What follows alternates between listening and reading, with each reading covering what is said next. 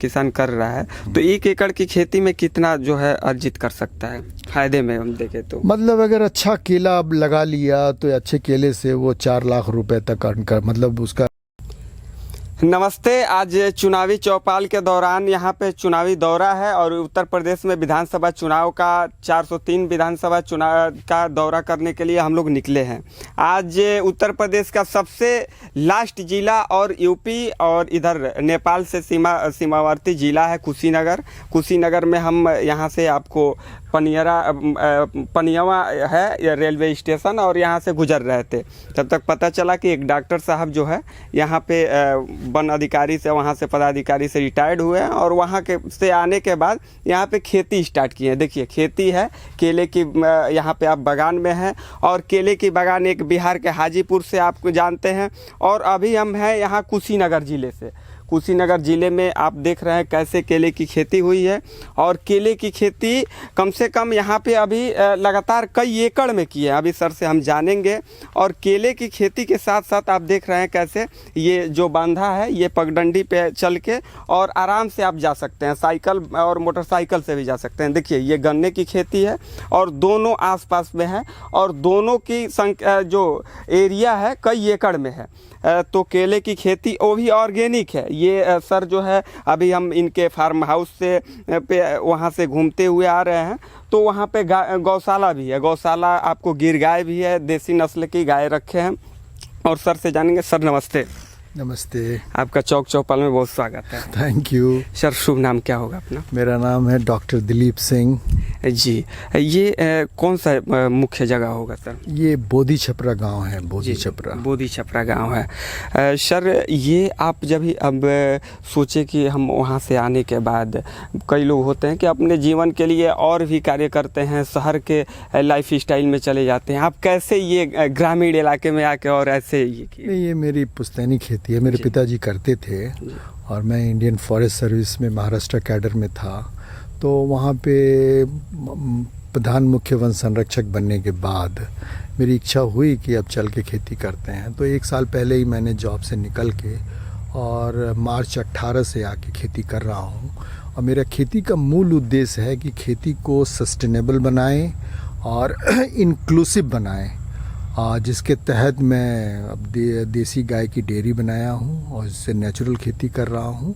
और यील्ड बढ़ाने की मेरी पूरी कोशिश है।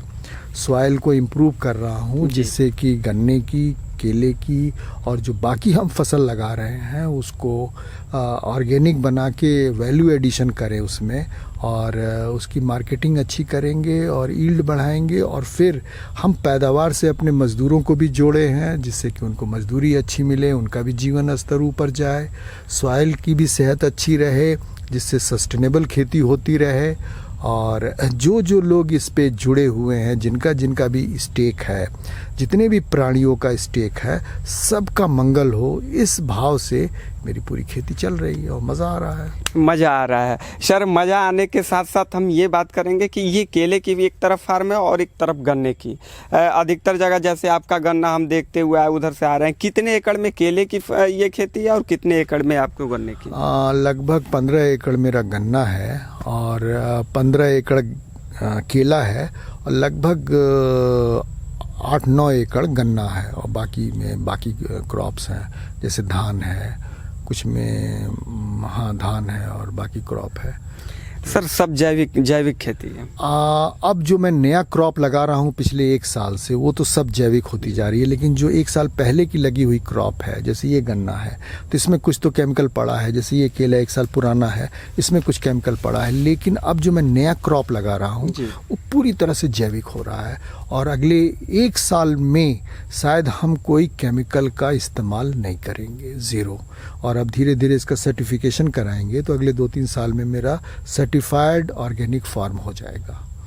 सर अपने साथ जैसे अभी आप फार्म इतने अगर बृहद स्तर पे आप कर रहे हैं तो इसमें जाहिर सी बात है कि आप अपने यूज के बाहर भी आप कुछ सप्लाई करते हैं या कैसे, जो आपके यहाँ उपज हो रहा है जैसे अभी केले की खेती में केले की फल दिख रही है, गन्ना तो सप्लाई हो जाता है आपको? गन्ना तो शुगर फैक्ट्री को चला जाता है मेजर, थोड़ा ही गुड़ बनाते हैं हम, और केला तो मार्केट में ही जाता है।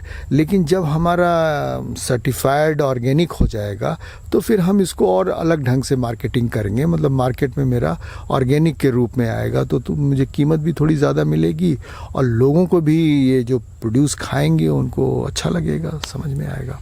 सर यहाँ पे गन्ने की खेती देख रहे हैं हम, और सबसे मतलब लोग किसानों की ये है कि अगर किसान अपने परिवार में लोग नहीं है, संख्या नहीं है, तो लोग मजदूरों के मतलब मजदूर नहीं मिल रहे हैं, ये लोगों की शिकायत होती है। आपको क्या परेशानी झेलना पड़ रहा है? नहीं, मुझे मजदूरों की कोई कमी नहीं है।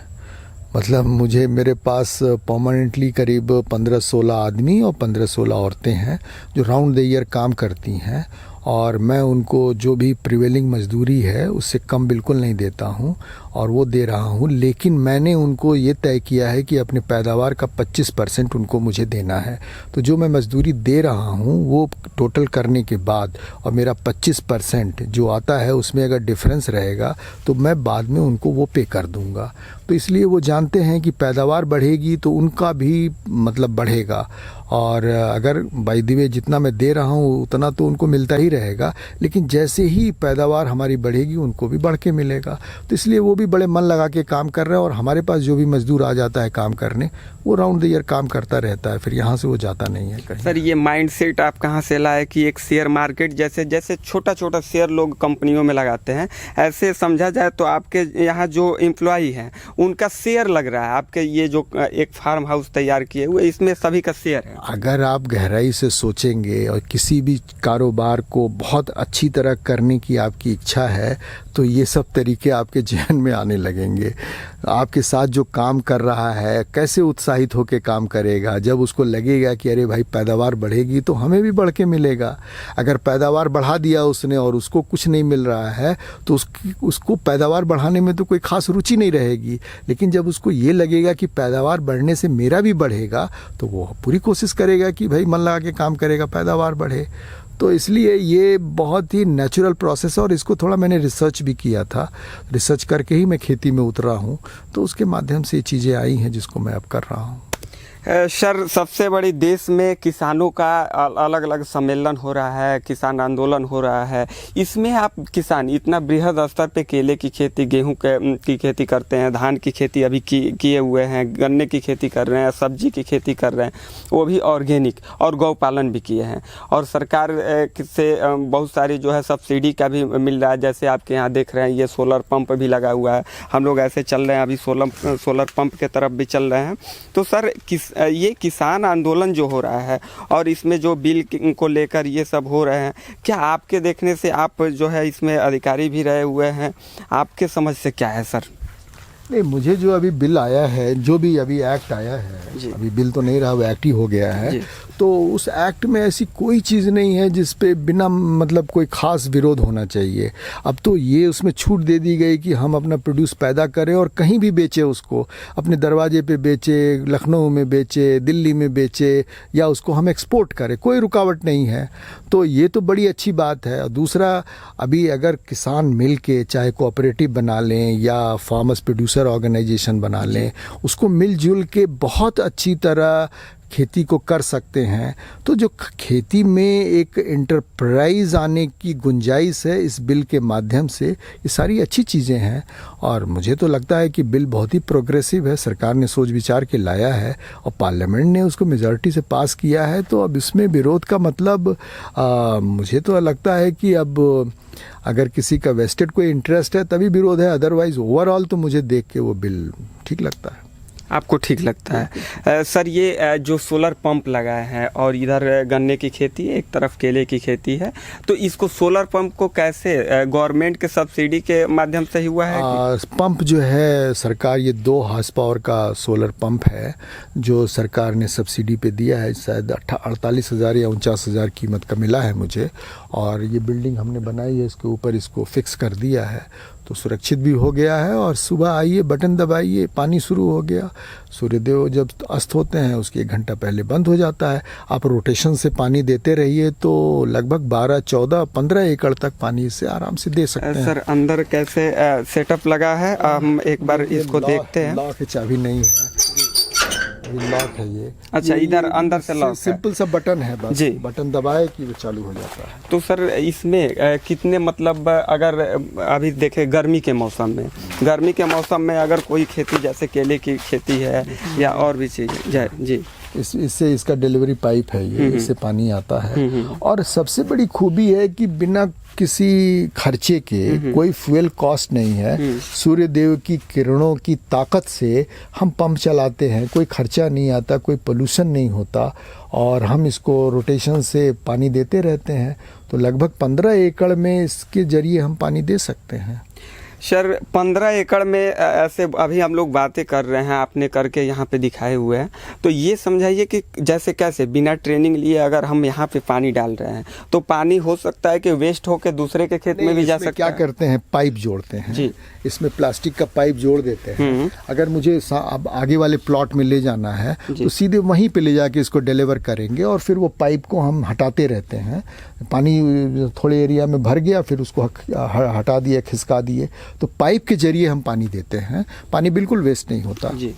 सर 1 एकड़ के अगर केले की खेती पे देखा जाए, अगर आम किसान भी जिनका 1 एकड़ ज़मीन हो, जिनके पास बहुत सारी ज़मीनें नहीं हैं या ज़मीनें हैं भी तो उसमें चाहते हैं कि हम भी केले की खेती करें, उनको नहीं मिल रहा है, मोटिवेट नहीं हो पा रहे हैं कि हम केले की खेती करें। ये समझाइए कि केले की खेती करने में अगर 1 एकड़ करते हैं तो कम लागत में कैसे अधिक से अधिक। अब जैसे अगर वो किसान छोटा है तो मजदूरी वाला कंपोनेंट खुद कर सकता है जी। खुद वो मेहनत कर ले, वो पूरा पैसा बच जाएगा। और रही बात प्लांट की, प्लांट 2 तरीके से मिलता है, रूट से भी हम लगा सकते हैं या टिश्यू कल्चर का ले सकते हैं। तो टिश्यू कल्चर का प्लांट 15 रुपये के आसपास आता है, और अगर रूट का लेंगे तो 3, 4, 5 रुपये तक मिल जाएगा, लगा सकते हैं। और उसका केयर करेंगे तो बहुत अच्छा होगा। अगर उसके पास देसी गाय हो तो उससे उसका वैल्यू एडिशन जीवामृत और गोबर की खाद डाल के कर सकता है, बहुत अच्छा कर सकता है। और साथ ही साथ अगर छोटा किसान है तो उसमें इंटरक्रॉप लगा सकता है। जब प्लांट छोटे हैं तो उसमें सब्जियां लगा सकता है, आलू लगा सकता है। सर आपके प्लांट के बीच बीच में देखे कि आपने हल्दी का फसल इसमें लगाए हुए हैं। हाँ, तो हम इंटरक्रॉप ज़रूर लेते हैं। जैसे अब ये मेरा बड़ा केला कट रहा है, कटने के बाद इसमें हम सरसों का क्रॉप लगाएंगे। इस पूरे में सरसों लेंगे। तो सरसों करीब 20 अक्टूबर के आसपास इसमें सोइंग होगा, और वो फरवरी के आसपास उसका कटिंग हो जाएगा, और फिर उसके बाद केला अपना चलता रहेगा। तो मुझे एक एडिशनल इसमें सरसों मिल जाएगा। सर जैसे हम अपने से कोई किसान आम किसान कर रहा है तो 1 एकड़ की खेती में कितना जो है अर्जित कर सकता है फायदे में हम देखें तो? मतलब अगर अच्छा केला अब लगा लिया तो अच्छे केले से वो 4 लाख रुपए तक अर्न कर, मतलब उसका ईल्ड आ सकता है, रेवेन्यू आएगा। और अगर इंटरक्रॉप भी लगा लिया तो 30, 40, 50 हज़ार तक का इंटरक्रॉप भी ले सकता है। तो 1 एकड़ से 4, 4.5 लाख की पैदावार वो ले सकता है अगर खूब अच्छी से मेहनत करे, केयर करे तो। सर इसमें केले में कौन से ऐसी ब्रीड का हम लाए अगर इसका खरीद के तो सही रहेगा? अभी तो यहाँ पे इस एरिया में G9 बहुत ही पॉपुलर है, दूसरा रोबस्टा है, ये 2 वैरायटी चल रही है और अच्छा है, अच्छी ग्रोथ है। लेकिन एक चीज़ ख्याल करना पड़ेगा, अगर हम नेचुरल खेती की ओर अगर झुकाव रखेंगे तो और बेहतर कर पाएंगे। केमिकल फर्टिलाइज़र को अगर आधार बना के खेती करेंगे, उस खेती में थोड़ा आगे चल के तकलीफ हो सकती है। 2-4 साल अच्छा कर सकते हैं, लेकिन अगर हम चाहते हैं निरंतर हमारी खेती अच्छी रहे तो उसको नेचुरल खेती, मतलब गाय आधारित खेती ही बेहतर होगी। जो मेरा अपना अगर 1 एकड़ खेती रहे तो 1-2 गाय रखे आदमी तो आराम से हो जाए। बहुत है 1-2 गाय रखे, उसका गोबर गोमूत्र का इस्तेमाल करे, खेतों में डाले, दूध मिलेगा, बाकी उसका इस्तेमाल करे, डेफिनेटली बहुत अच्छा कर सकता है ना। सर केले की खेती अभी हम सर के केले के ये देखिए ये खेती पूरा किए हैं और अच्छे तरीके से इसका जो देखभाल है सर समय समय पे करते रहते हैं। सर एम्प्लॉय भी रखे हैं और सर से आप अगर जानना चाहते हैं कैसे आप केले की खेती कर सकते हैं, अपने छोटे से अगर ज़मीन आपका जो है ऐसे पड़ा हुआ है उसमें भी कर सकते हैं। अगर आपके पास ऐसे उपजाऊ भी ज़मीन है जिसमें आप सब्जी की खेती कर रहे हो उसमें भी थोड़ा सा आप लगाने से आप स्टार्ट कर सकते हैं। सर अगर आपसे कोई जानना चाहे या थोड़ा सा अनुभव लेना चाहे, जैसे आपने तो 13 एकड़ 15 एकड़ में किए हुए हैं, तो क्या एक नंबर अपना बता दीजिए। 9637579869 जी, कोई जानकारी ले सकता है। इसमें आप एक ऑफिशियल टाइम होता है 9 से 5 बजे तक, तो आप उस समय संपर्क कर सकते हैं और सर से इसके बारे में मतलब पूरी जानकारी ले सकते हैं। पूरी बिना जानकारी लिए किसी भी चीज़ में अनुभव ना रहे तो उसमें आप कीजिएगा तो पैसे डूब भी सकते हैं। जैसे सर अभी बताएं कि 3 से 4 लाख रुपया आप कम से कम निकाल सकते हैं, तो इसके भी जानकारी लीजिए कि कौन सा फसल, ये कौन सा ब्रीड आप किस मिट्टी पे लगाइएगा। उसके बाद से मिट्टी का भी हो गया, पानी का भी समस्या होता है सर। पानी अगर जहाँ पानी लगने की समस्या होगी वहाँ पे लोग वहाँ केला नहीं लगेगा। केले के लिए वेल ड्रेन्ड सॉइल चाहिए जहाँ पानी ना लगे। तो जहाँ पानी लगता है उस हिसाब से क्रॉप की प्लानिंग कर सकते हैं जी। पानी लगने वाली जगहों पे गन्ने की भी वैरायटीज़ हैं, धान लगाइए, बाकी बहुत सारे क्रॉप हैं। उस जगह को ध्यान में रख के और आप अपने एग्रीकल्चर ऑफिसर से संपर्क करके भी तय कर सकते हैं कि उसमें क्या लगाएं। चलिए सर, अगर इस उम्र में कर सकते हैं ऐसी खेती तो आप भी, अगर युवा है तो आप भी जगिए और एग्रीकल्चर में आइए। एग्रीकल्चर में आने से बहुत सारा अवसर है और ऑर्गेनिक आइए, ऑर्गेनिक खेती कीजिए, एक गाय पालिए और गाय में देसी नस्ल की अगर गिर और बहुत सारी नस्ल है, इसकी अगर आप स्टार्ट करते हैं तो बहुत अच्छा कर सकते हैं। बहुत बहुत धन्यवाद सर। धन्यवाद। चलिए, जय हिंद, जय भारत।